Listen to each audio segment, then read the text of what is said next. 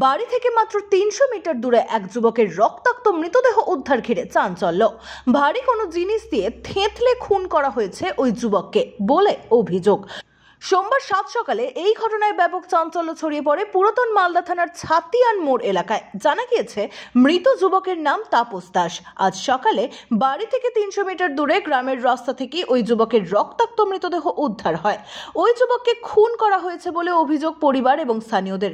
তবে কে বা কারা এই খুন করেছে তা এখনো জানা যায়নি। পরে মালদা থানার পুলিশ ঘটনাস্থলে পৌঁছে মৃতদেহ উদ্ধার করে মালদা মেডিকেল কলেজ হাসপাতালে ময়নাতদন্তের জন্য পাঠায়। স্থানীয় বাসিন্দাদের দাবি, এই এলাকায় এই ধরনের ঘটনা এর আগে হয়নি। এই ঘটনাটি ঘটার পর আতঙ্ক ছড়িয়েছে গোটা এলাকা জুড়ে।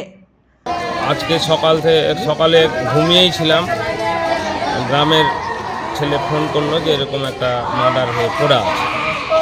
তাড়াতাড়ি ঘুম থেকে উঠে গিয়ে দেখলাম যে হ্যাঁ, সত্যি তাপস দাস বলে আমাদেরই এই বাড়ির ছেলে মার্ডার হয়ে পড়ে আছে রক্তাক্ত অবস্থায়। তারপরে মালদা থানার পুলিশ আসলো, লাশটা নিয়ে গেল।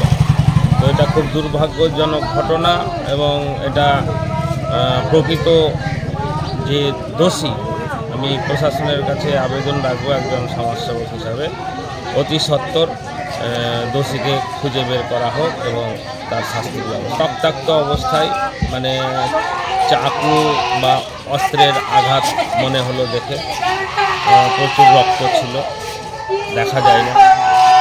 খুব এটা এই ঘটনাকে কোনো মতেই সাপোর্ট করা যায় না। এটা অত্যন্ত সমাজ বিরোধী কাজ। মানে আসামিকে অতি সত্বর খুঁজে শাস্তি করবে। মালদা থেকে তন্ময় মাহারার রিপোর্ট, এক্সপোজ বার্তা।